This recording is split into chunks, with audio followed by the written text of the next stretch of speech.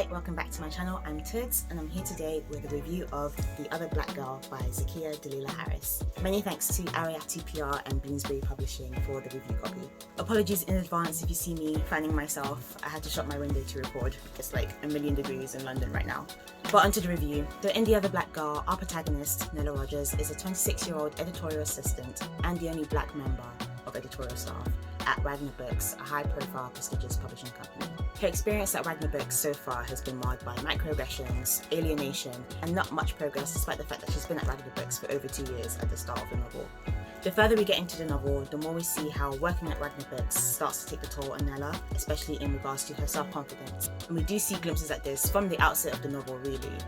But for the most part, at the beginning of the novel, Nella maintains her drive and determination, and she has the end goal of becoming the next great black editor at Wagner Books, just like her idol, Kendra Ray Phillips. Despite the less than favourable conditions of being the only black person in an overwhelmingly white working environment, Nella does aim to improve Wagner's diversity problem, but not to much success. However, one day when Nella is working at her desk, she smells cocoa butter in the air, which at her all-white workplace can only mean one of two things. Either one of her colleagues has started using natural hair care products for whatever reason, or a new black girl has started working at the office. Enter Hazel May McCall. Immediately we witness Nella's renewed optimism about diversity at Wagner Books and relief at Hazel's presence in the office. In Hazel, the only other black girl at Wagner Books, she seems to find an ally. Two of them quickly bond over literature, natural hair care regimes, and about working as editorial assistants at Wagner. But shortly after Hazel's arrival, things start to take a turn for the worst for Nella at Wagner Books. After a string of unfortunate events, Hazel becomes the office darling while Nella becomes public enemy number one. And as weird events continue to transpire, Nella finds herself wondering whether Hazel is really friend or foe, and then things really come to a head when she starts to find threatening notes being left on her desk. The first one simply reading, "Leave Wagner now." Despite how widespread novels set in office or corporate environments are nowadays, it's not often that we get novels with non-white protagonists. And this is another aspect of this novel, just from reading the synopsis and what I've heard about it, that really made me excited to read it. Right off the bat, I was taken in by the sly commentary on the whiteness of the publishing industry and the clever way Harris managed to weave together the story that we see in the novel that centers around 4 black women and spans several decades and switches back and forth through different time periods. Adding the thriller premise to all of this, and this book quickly became a compulsive read for me. While I don't have first-hand experience of working in the publishing industry, there is still so much I found, unfortunately, very relatable in this novel. I have worked with people who have worked in the publishing industry, and from their accounts of their experience, I know that it is a mostly white, mostly middle-class industry, and I personally am a librarian, and this sector is pretty much the same. I think in the UK, librarianship is, the most recent statistic I saw, 95% white, and also quite middle class on the whole as well. Even though I work in a different industry and I'm based in London as opposed to New York, where the novel is set, Nella's experiences at Wagner felt almost painfully familiar, and I could relate to that state of constant hyper-awareness that comes with working in a corporate or office environment where you're the only non-white person. Early on in the novel as well, we see Nella recount her previous attempts at improving diversity at Wagner Books to ultimately no avail. The specific interactions and conversations that are recounted by Nella in the novel are simultaneously hilarious to read, but also very depressing.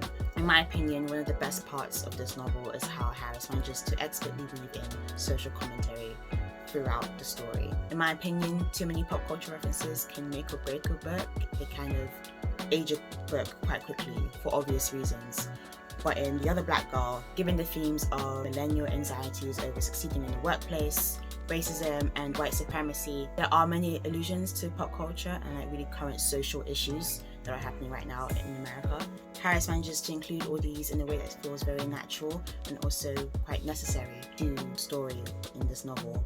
And she also has a real talent for writing social commentary and dialogue and interactions between characters that are just bursting with subtext. As the book progresses and more secrets are unraveled and more questions are answered, the more it seems to be a genre-defying psychological experience, bordering on sci-fi, but at the same time still feeling very realistic in its portrayal of racism, misogyny, code switching, and how black women navigate the workplace. But the next part I wanted to get into is the last 20% of the book, which I felt was a particularly uncomfortable reading experience, but in a really great way. One particular example of this is when Nella finally meets a character that has been referenced throughout the whole book, and that is Jessie Watson, who is a black political activist who's very outspoken.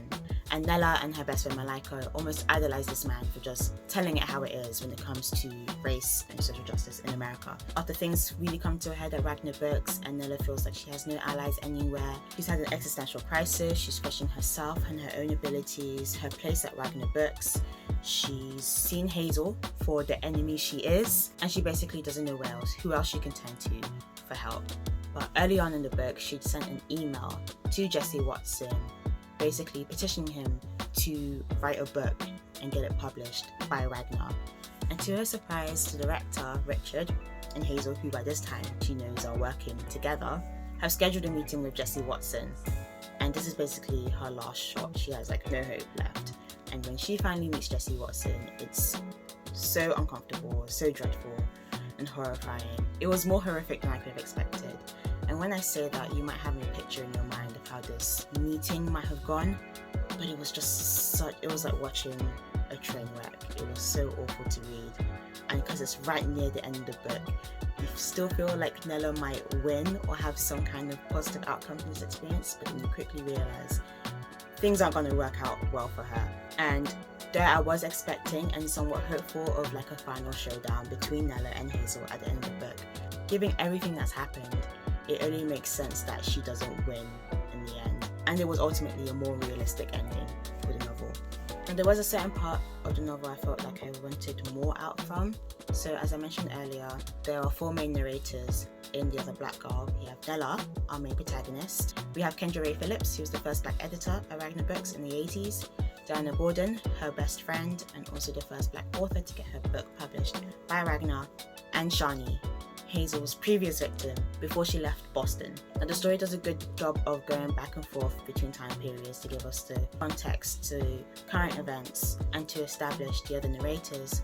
But by the end of the book, I felt like I really wanted more out of Diana Gordon and Kendra Ray Phillips' characters in the present day in the story. I would have loved to see what it would have looked like if Nella actually got to meet her idol. Even if it ended up being a disaster, like when she met Jessie Watson, I just would be really interested to seeing what that interaction would have looked like. But in the end, it doesn't really make or break the novel. If you've seen any of the press or any of the media reviews surrounding The Other Black Girl, you would have seen the comparisons to The Devil Wears Prada and Get Out. Now for the former, I can see where the comparisons between this novel and The Devil Wears Prada come from. Both of the protagonists are ambitious and driven and are striving to succeed in competitive industries. But that's where the similarities end, in my opinion. The comparisons to Get Out are a lot more apt given the themes of the story. So if you enjoyed Get Out or even Sorry to Bother You by Boots Riley, I would highly recommend The Other Black Girl. I think you would really enjoy it. Overall, I give The Other Black Girl 4 out of 5 stars. So that's my short review. Thank you so much for watching, and I'll see you in my next video. Bye.